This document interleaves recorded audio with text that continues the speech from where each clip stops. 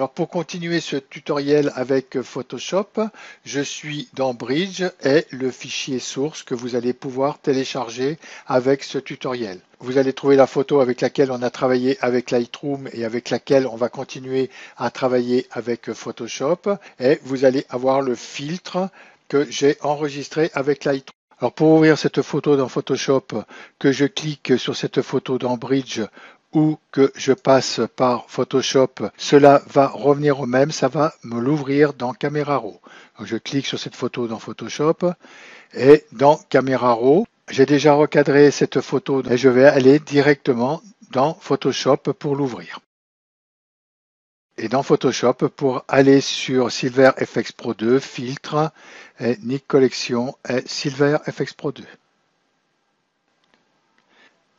Alors dans Silver FX Pro 2, il s'ouvre à l'endroit de la dernière configuration où on l'a laissé. La dernière configuration, c'était au moment où j'ai enregistré ce filtre dans Lightroom, donc il s'est ouvert au même endroit. Mais par contre, sur la droite, vous allez pouvoir voir que les réglages sélectifs, nous ne les avions pas faits, et là, ils sont cochés, et ainsi que les types de films et les réglages de finition lorsqu'on avait tout décoché. Je vais cliquer sur le filtre que nous avons enregistré avec Lightroom, et sitôt que j'ai cliqué sur ce filtre, j'ai automatiquement les réglages sélectifs et tous les autres réglages qui se sont désactivés.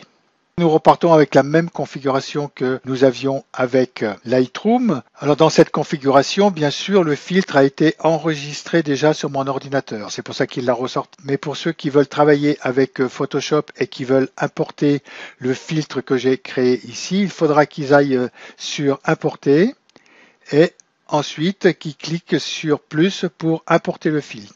Alors dans le filtre, pour ma part, il est dans les tutoriels source Nik Collection est Silver FX Pro 2. Quand je clique sur ce dossier, j'ai Silver FX Pro 2 pour Lightroom. Il suffira que je clique dessus et que je fasse ouvrir. Et maintenant, dans les importés, j'ai le filtre que j'ai importé depuis le fichier source que je vous ai fourni. Alors qu'on travaille sur ce filtre-là ou qu'on travaille sur le filtre personnalisé, ça va être exactement la même chose. Maintenant, nous allons nous intéresser sur la fenêtre de droite, et pour cela, je vais fermer les filtres de couleur et je vais rouvrir les réglages sélectifs. Donc les réglages sélectifs, ça va être les réglages par point de contrôle. Je vais d'abord activer ces points de contrôle, et comme nous avons vu jusqu'à présent, on va pouvoir créer des points de contrôle sur des endroits spécifiques de notre photo.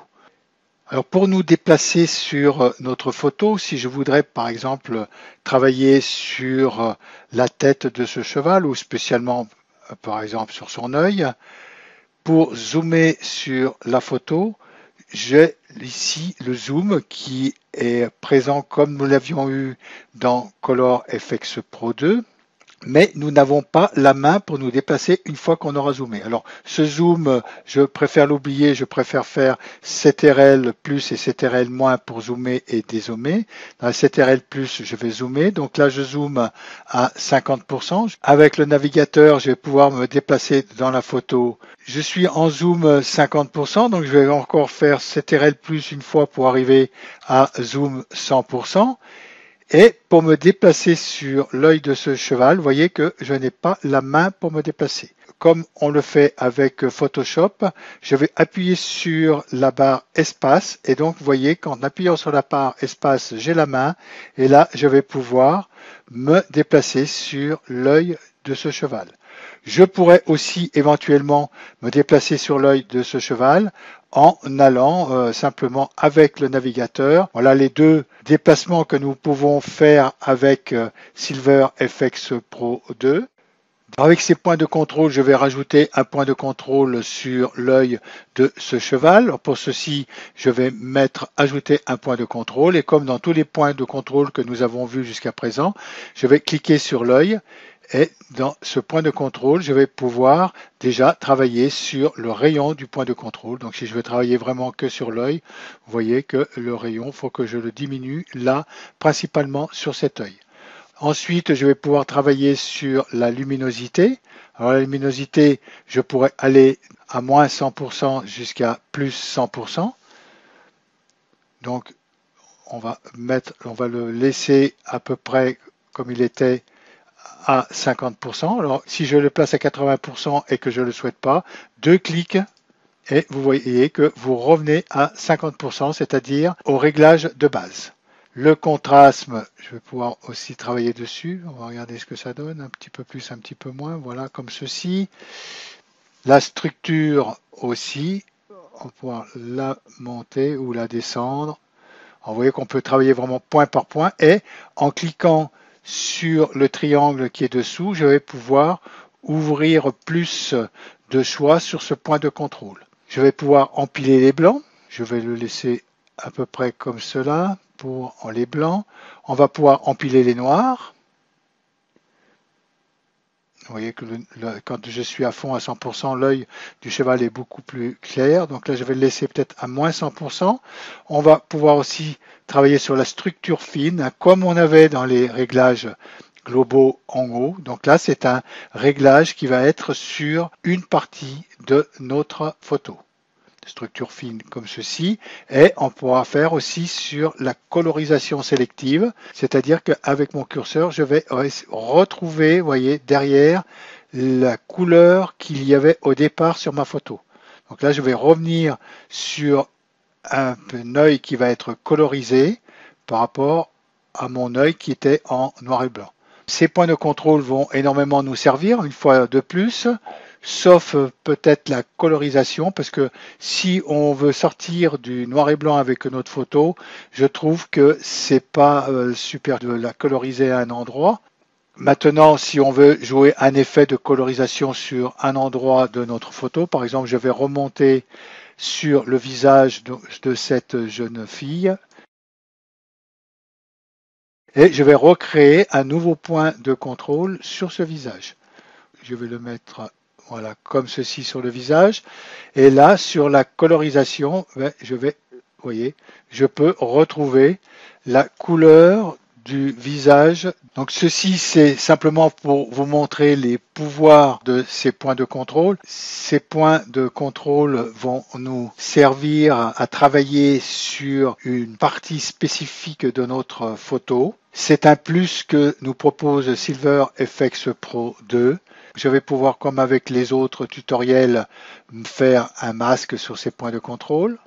Je vais enlever le masque.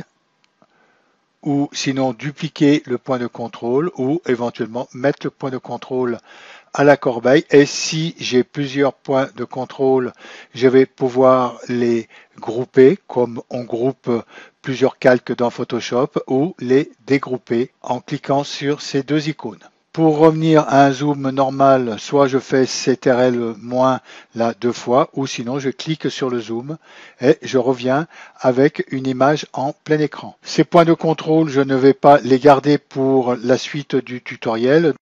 Donc pour ceci, je les sélectionne tous les deux avec la touche CTRL enfoncée et je vais les mettre à la corbeille. Voulez-vous les supprimer? Oui. Ces points de contrôle, je vais maintenant les désactiver et fermer cette fenêtre pour aller sur les types de films. Alors sur les types de films, tous ceux qui font de l'argentique vont reconnaître ces types de films. Alors je vais d'abord activer ce type de film et juste en dessous je vais avoir un menu déroulant et c'est là que les personnes qui font de l'argentique vont reconnaître. Je vais trouver les différents grains que nous avons en argentique pour travailler nos photos. Alors pour cela, j'ai des grains de Kodak, j'ai des grains Agfa, et chaque fois que je vais aller sur un grain de ma photo, par exemple le Kodak, je vais avoir la visualisation sur ma photo. Donc en descendant, je vais pouvoir choisir le grain le mieux approprié à ma photo. J'ai l'habitude de travailler avec SilverFX Pro 2 et je choisis souvent le grain Agfa APX 400 parce que c'est un grain, à mon avis, qui reflète le mieux le noir et blanc de l'argentique. Donc je vais cliquer sur AFAC API 400. Dessous, j'ai la loupe qui est choisie, donc il vaudra mieux que je choisisse l'histogramme afin de travailler sur ma photo et afin de voir, en faisant les réglages qui me sont proposés, comment agissent ces réglages sur l'histogramme, et je pourrais aussi me servir de l'écrêtage pour mieux finaliser ma photo. Avec ce grain Agfa APX 400, je vais pouvoir travailler sur les grains par pixel. Alors automatiquement il m'a mis à 400 parce que c'est un grain APX 400, donc il m'a mis à 400 pixels. Je pourrais éventuellement changer cette valeur de pixels en allant à 500, ce qui est un peu faussé un peu le résultat de l'Alpha 400, et je pourrais aller à 1 pixel. Mais là vous voyez que ma photo est complètement trouble. Donc je vais le laisser comme il était, je vais le laisser à 400. Alors, pour le mettre à 400, je vais aller plus vite à faire comme ça. Voilà, je tape au clavier. Par contre, je vais pouvoir travailler sur la douceur, si on veut, on peut dire comme ça, la douceur du grain ou la dureté du grain. Ça va affiner ma photo. Alors là, il va régler la douceur à peu près là où je suis, je devrais être à 50%, donc là il doit être à 40%, on va dire, dans les durs. Donc je vais me mettre dans les plus durs, comme ceci. Je vois que sur ma photo, ça l'a assombri légèrement. Et je vais me mettre carrément à fond dans les doux. Je vais le laisser comme il était, comme ceci, à peu près à 40%. Je vais aussi pouvoir travailler sur la sensibilité.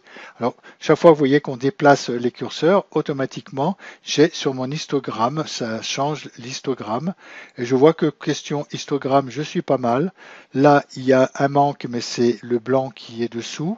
Donc, il faudrait le relever un tout petit peu. Je vais voir ce que je peux faire sur ces blancs. Mais sinon, l'histogramme est bien et je pourrais aussi travailler sur les niveaux de courbe. Mais d'abord, je vais travailler sur la sensibilité. Donc, la sensibilité, je vais pouvoir travailler sur les rouges de ma photo. Les rouges, je vois que les rouges, les jaunes, les cyans, les bleus, il me les a réglés à peu près à la moitié de moins 100 à plus 100, c'est-à-dire 0%. Parce que j'ai très peu de rouge, j'ai très peu de jaune. Par contre, comme j'ai du vert sur ma photo, je vois qu'il me l'a déjà réglé à 40%. Donc je vais retravailler tout de suite sur ces verts, regarder si je peux gagner un peu avec les verts. Donc je le mets à 100%. On voit que ça a changé l'arrière-plan dans le vert de talus qui est derrière ces chevaux. Je vais le mettre, vous voyez là tout de suite le vert quand je descends à moins 100%. Donc je vais le laisser comme il me l'avait mis. Il me l'avait mis à peu près à 50, 40, il m'avait mis à 40%, je crois. Voilà. Je vais le laisser comme ça. Le cyan, j'en ai pratiquement pas, donc il me l'a laissé à 16%. Le bleu, je dois en avoir un tout petit peu. Là, il m'a mis à 24%. Je vais travailler sur les bleus. Oui, vous voyez qu'on voit pas beaucoup l'effet sur ma photo. Là, je vais mettre à 0 en bleu. Ça me fonce légèrement, mais pas énormément. Je vais le laisser comme il était, à 24%. Les violets, par contre, il me l'a mis à 50%, donc je dois en avoir sur ma photo du violet. Je vais aller tout de suite à moins 100%. Oui, malgré que ce soit pas flagrant, et à plus 100%. Oui, ça change un peu sur surtout le visage et sur les deux personnages. Je vais le laisser comme il était, il l'avait mis à 50%. Je le remets ici à 50%. Sur l'histogramme, eh ben, on est bien. Je vais aussi regarder, si je le souhaite, le niveau d'écrêtage qu'on a. Donc là, au niveau des tons très très foncés, on n'en a pas. En 1, on commence à avoir sur le pull et l'arrière-plan un petit peu des arbres. En 2, c'est un peu plus. 3, 4, 5. Je crois que question niveau d'écrêtage, on est pas mal. Surtout dans les tons clairs, on n'en a pratiquement plus.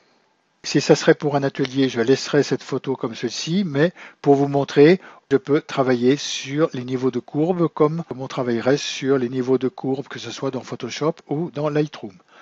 Là, je vais choisir le point de niveau de courbe qui me propose là, je vais pouvoir foncer ou éclaircir les niveaux de courbe, les descendre et essayer de trouver un niveau de courbe qui soit meilleur, malgré que le niveau de courbe qu'il me propose était déjà valable. C'est pour ça qu'avec cette Agfa APX 400, je travaille rarement avec les niveaux de courbe. Je trouve que les sorties de ces photos sont très bonnes. Là, je vais laisser le niveau de courbe à peu près comme il l'avait mis, comme ceci. Et je vois d'ailleurs, sitôt que j'ai commencé à travailler avec ces niveaux de courbe, vous voyez que mon histogramme a changé. Là, j'ai perdu du blanc. Donc, je vais le remonter, je pense. que je retrouve ce blanc que j'ai perdu. Donc là, voilà, comme ceci, on était à peu près comme cela. Voilà pour ce qui était sur les types de films. Laissez ces réglages comme cela. Fermez la fenêtre des types de films. Et il me restera les réglages de finition. Pour ceci, je vais ouvrir la fenêtre, activer le réglage de finition. Et dans ces réglages de finition, ça va être comme on avait vu avec Color FX Pro 4. Nous allons pouvoir faire des virages sur notre photo. Alors pour ceci, j'ai un menu déroulant. Je clique sur le menu déroulant et je vais pouvoir aller du virage neutre à des tons qui sont en sépia ou en ton café comme ceci. Tout dépend de l'effet que vous voulez mettre sur votre photo. Si vous voulez rester dans des tons qui vont être neutres, noir et blanc, toute cette série de virages, il ne faudra pas vous en servir ou rester dans des tons qui sont neutres comme celui-là. Donc je vais rester sur un ton neutre dans les virages et dans ces virages, je vais pouvoir travailler avec l'intensité comme on avait travaillé avec Color FX Pro 2. Aussitôt que je bouge l'intensité, vous voyez que les couleurs du ton silver bougent aussi. Et quand je bouge le ton silver, vous voyez, les deux tons sont synchronisés pour le réglage de ce virage. Je vais pouvoir aussi travailler sur la balance. Comme je n'ai pas fait de virage, la balance ne bouge pas. Je vais pouvoir trouver des teintes papier. Certains réglages comme ceci peuvent arranger ma photo. Vous voyez, comme là, je prends un teint papier à 162%. Je retrouve un tout petit peu plus de noir et blanc sur ma photo, en laissant comme ça 83. Oui. Pouvoir aussi avoir les tons papier, donc le ton de papier de ma réglage. Donc là, je vais avoir un ton papier qui va être sur des tons jaunes et là, un ton papier qui va être sur des tons neutres. Le vignettage de notre photo, on avait vu aussi avec Color FX Pro 4. Cela va me faire un vignettage tout autour de ma photo. Il est désactivé. Je vais pouvoir l'activer en créant un vignettage 1 et au fur et à mesure que je descends, je vais avoir les différents réglages de vignettage que je vais pouvoir faire sur ma photo. Là aussi, je préfère désactiver ce genre de vignettage.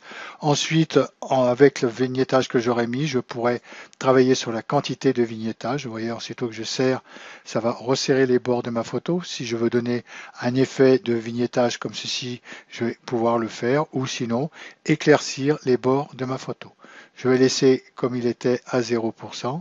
Ce vignettage, je vais pouvoir le faire en cercle ou en rectangle. Je vais le laisser comme cela et je vais pouvoir aussi travailler sur la taille de mon vignettage. Mais comme j'en ai pas mis, voyez, on ne voit pas l'effet que ça fait. Voilà, je vais en mettre là et là je vais pouvoir travailler par exemple sur la taille de mon vignettage, ce que je veux mettre en vignettage sur ma photo. Bon, je vais tout laisser ces paramètres à 0. Je vais revenir sur les paramètres que j'avais, la taille. Je vais pouvoir la placer au centre si je le souhaite ou sinon le mettre sur les côtés. Je vais aussi pouvoir avoir des bords brûlés. Alors donc ça va être pareil que dans le vignettage, ça va me brûler les bords de ma photo. Pour ceci, je vais avoir différents bords brûlés.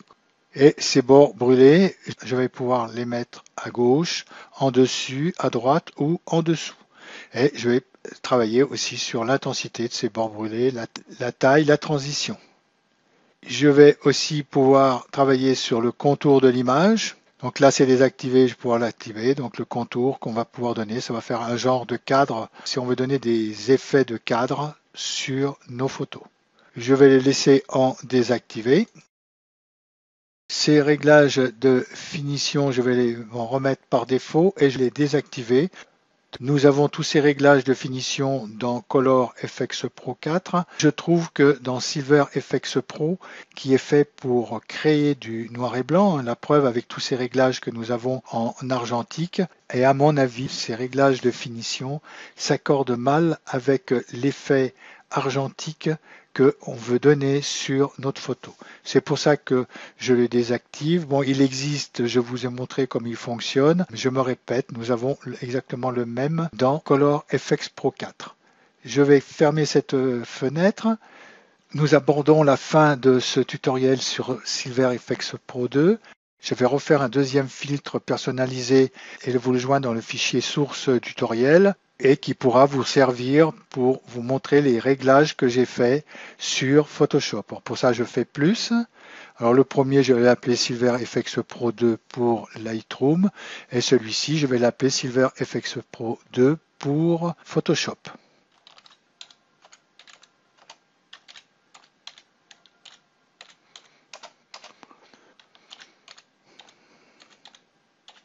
Je fais OK. Donc nous avons un filtre Silver FX Pro 2 pour Photoshop et nous avons un filtre pour Lightroom. Ce filtre, je vais l'exporter dans le fichier source.